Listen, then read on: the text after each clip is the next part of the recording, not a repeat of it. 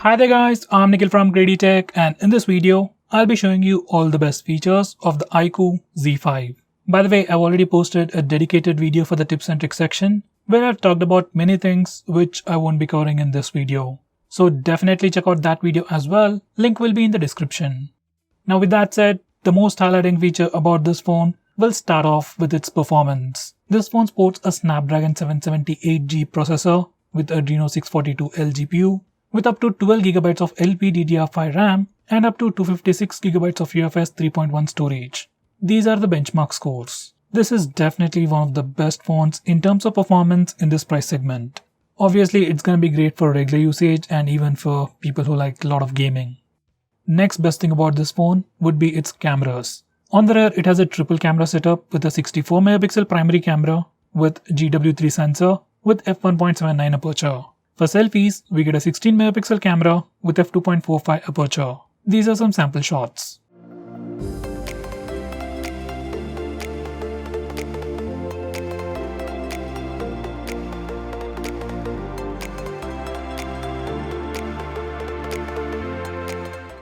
Next, this one also has some pretty impressive charging speeds. While the battery life is also pretty good, it is powered by a massive 5000 mAh battery. It supports fast charging and comes with a 44W flash charger inside the box. You can easily get up to 80% of charge under 30 minutes, which is pretty impressive. Next best thing about this phone would be its dual stereo speaker setup. Well yes, this phone actually has dual stereo speakers, which is something we rarely see in phones, especially in this price segment. It is definitely one of the flagship level features, and that's something I really appreciate. With that said, here's a quick audio preview.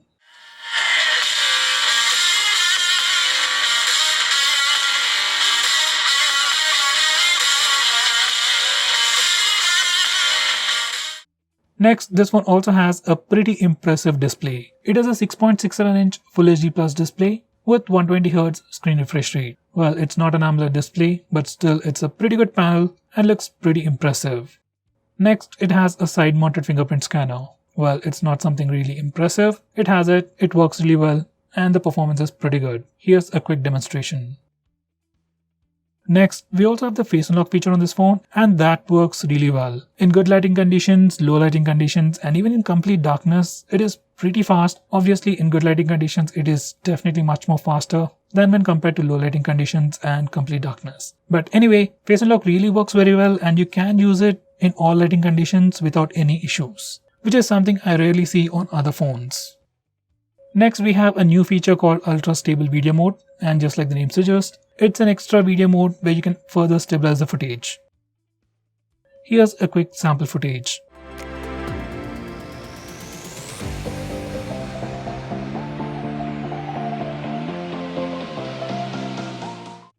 Next, we have Astro Mode, and just like the name suggests, it's a camera feature that will allow you to take pictures of the starry sky. To get better results, pick the side of the sky with less light pollution, and it's better if you use a tripod. Next, we have a brand new feature called the Monster Mode. Once you turn it on from the toggles, it'll just turn on the high performance mode. Well, normally performance of this phone is definitely pretty impressive, but for high intensity tasks like gaming, if you turn on the Monster Mode, you will definitely have better experience. Well, at the end of the day, it's just like any other high performance mode. And by the way, it does work. Next, we have iQOO Share. This feature is just like Share It or the Vivo Share, where you can share files between different iQOO devices. Next, I'm going to show you the navigation gestures. Once you enable this feature, you can swipe from the bottom of the screen to go home, swipe and hold for recent apps, and you can swipe from the left side or right side to go back a step. Finally, you can swipe diagonally from the bottom left corner or the bottom right corner to trigger Google Assistant. Next, we have Ambient Light Effect. Now, once you enable this feature, every time you get a notification, you get a small animation on the lock screen.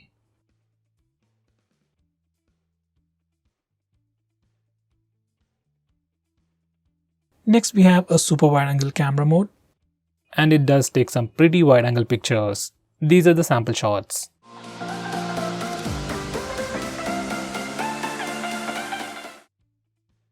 Next, we have super macro mode. This is a new feature that allows you to take pictures of close-up objects. These are some sample shots.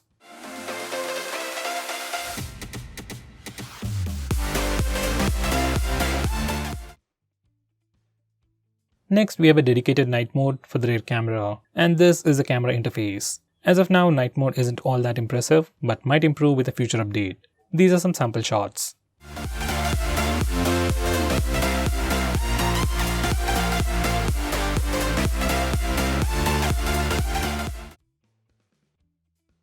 Next, we also have a dedicated night mode for selfies. These are some sample shots.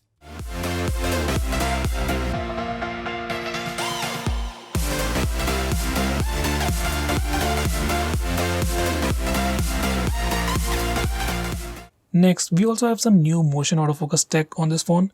First, we have the newer autofocus technology, which is pretty new for this phone, which tracks your eyes instead of your face to focus the frame. Besides that, we also have the regular object autofocus. By the way, autofocus is disabled by default, and I would recommend you to enable it for better results. Next, we have a dedicated high resolution mode for the rear camera. By default, your phone takes pictures in compressed format because of pixel binning. So if you want to take a high resolution picture with lot more details, then you can use this mode. Next, we have multiple night mode styles. You can think of them as night mode with filters. Next, we have posture mode. Now this is a brand new feature from Vivo that will allow you to take better pictures in different poses. Once you enable this feature, a frame appears on the screen to track your position and guides you into a stylish pose that can stand out from the crowd. At the end of the day, it'll make you a pose master. Next, we have portrait mode for both the front and rear cameras. There isn't much to talk about it, so these are the sample pictures.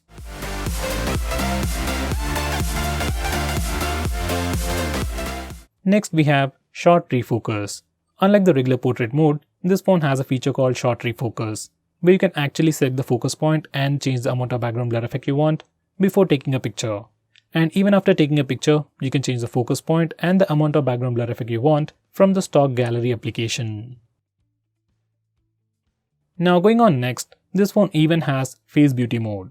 Now the name seems familiar, but usually most phones just improve the skin tones, but on this phone, we can make real-time changes to your face. Like we can change the skin tones, make your face thinner, reshape your face, and do a lot more stuff like that. Next, we have different portrait light effects. Just like the iPhones, we can choose different lighting effects while taking portrait shots. We can choose between natural lights, studio lights, and so on. Next, this phone even offers electronic image stabilization while recording video. Here's a sample footage.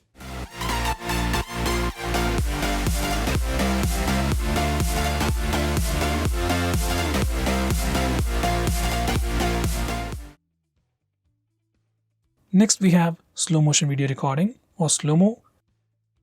This is a sample footage.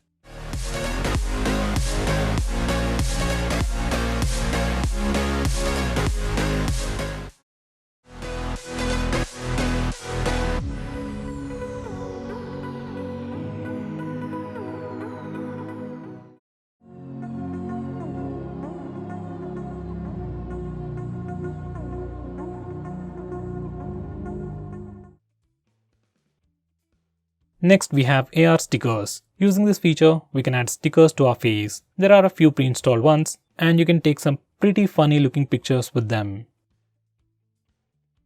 Next, we have some camera gestures. First one is touch to capture. Simply touch the screen to capture the shot. Next, we have voice capture. Once you enable this feature, every time you say cheese, your phone will take a picture. Here's a quick preview. Cheese, cheese. Now the final gesture is palm. Once you enable this feature, just show your palm to your camera and it will take a picture in 2 seconds. This feature can be really handy while taking selfies. Next, we have live photo mode. Once you enable this feature, every time you take a picture, along with the picture, your phone will record few seconds as video and link it with the picture. You can check out the video behind every picture just by doing a long press on the picture. Next, this phone also supports 4K video recording. Here's a quick video sample.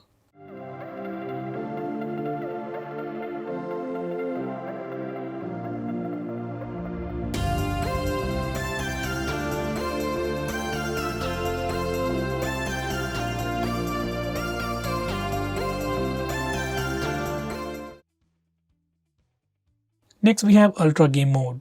Now even the previous Vivo phones had this feature, but we have a brand new UI and some extra features. Like there's a new esports mode which can further optimize your phone for better gaming experience. We also have 4D game vibration. For games like PUBG, your phone vibrates every time you shoot or you get hit, and there are a lot more cool features related to gaming that you should definitely check out. Next we have a dedicated dark mode. Now once you enable this feature, it turns all the UI elements to dark theme, and now the phone will look much more cooler. It strains your eyes less at night, and you can also schedule it to automatically turn on and turn off at a specific time. Once you enable the dark mode, some of the stock applications like the phone dialer and SMS application also change their theme. Next we have a quick gesture to open split screen mode. On this phone, you can just swipe up using 3 fingers to open split screen mode. This gesture works anywhere, anytime, for almost all the applications. Next we have App Encryption.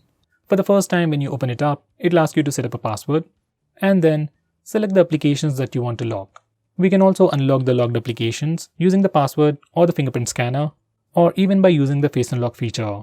If you use Face Unlock feature, most of the time whenever you open a locked application, because of that super fast Face Unlock speeds, you won't even see the lock screen. Next we have Quick Action. Previously it was known as Smart Click, but the feature is the same. It's a quick shortcut to allow you to perform some actions when you press and hold the volume down button when the display is turned off. From the settings page you can configure the action, but personally I like to use it for the flash. When the phone is locked, I can simply press and hold the volume down button to toggle the flash. By the way, it doesn't work if you're playing some music, and you can also press the power button to turn off the flash. Next we have one-handed mode. This phone has a massive screen, and obviously you need 2 hands to use this phone. But for some reason, if you want to use this phone single-handedly, or maybe unlock the password or use the keyboard single-handedly, you can do all that using this feature. You can just swipe your finger in a particular way to shrink the screen, and you can repeat it again to make it big again. Next we have 3-finger screenshot. Now before I show you how to use that, let me show you how to take a normal screenshot. Just press the volume down and power button both at the same time to take a screenshot.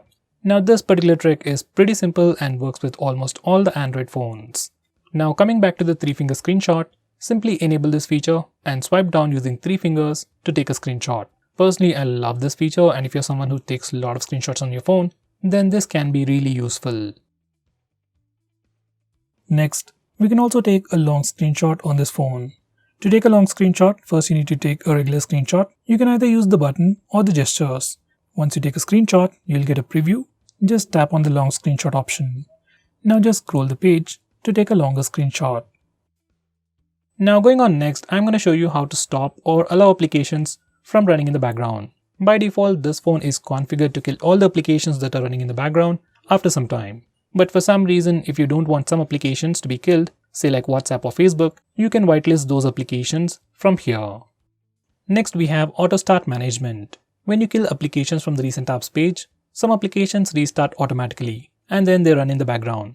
Applications like Facebook, Instagram, WhatsApp might be important, but some applications like Amazon, Flipkart or even UC Browser need not run in the background automatically. So from this page, you can stop those applications from automatically restarting in the background and thereby improving some battery life.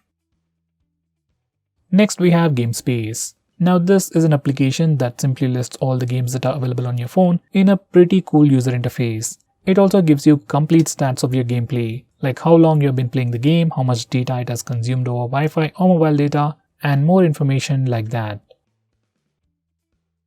Next we have Game Assistant. Now once you enable this feature for a particular game, you can swipe from the left side corner to bring up a panel with some quick actions. Here's a quick preview. Next we have Double Tap to Wake. Just like the name suggests, once you enable this feature, you can double tap the screen when your phone is locked to wake it up. This particular feature works really well with Face Unlock feature. Just double tap the screen, display lights up and sees your face, and then immediately unlocks the phone. Overall, you'll have a very immersive experience without losing on security. Next we have Double Tap to Sleep. Now once you enable this feature, you can simply double tap in an empty area on your default launcher, that's the home screen, or your lock screen to lock your phone. This is a pretty unique feature and I wish it could even work with the status bar. Next we have Smart Wake gestures. Now these are just screen off gestures, but Vivo likes to call them the Smart Wake gestures. So these are all the gestures that are available. We can do a swipe up gesture when the phone is locked. To unlock the phone, we can swipe it down to open the camera application. We can draw a C to open the phone dialer and draw M to play music. And there are a lot more stuff like that. So definitely check them out. Next we have Rest to Wake feature. Now just like the name suggests, once you enable this feature, whenever you pick up your phone, screen lights up and shows you the lock screen. If you have enabled face unlock feature, every time you lift your phone, display lights up, front facing camera sees your face and immediately unlocks the phone. Once again, just like the double tap to wake feature, even this feature can give you a much more immersive experience, but sometimes it can be annoying. Next we have a feature called App Clone. This feature allows you to use two versions of the same application at the same time. You just need to enable this feature for the applications that you want to use, and then you will be able to find two instances of the same application on your home screen. With this feature, you can use two Facebook accounts, two Instagram accounts, two WhatsApp accounts, and so on. It's a pretty cool feature, but only supports few applications. Next we have Shake to turn on the flash. Now once you enable this feature, you can shake your phone in the lock screen or the home screen to turn on the flash. Once the flash is turned on, you can press the power button to turn it off. This feature is kinda hard to use, so personally I never used it. Instead, I use the Smart Click feature to turn on the flash. Next we have S Capture.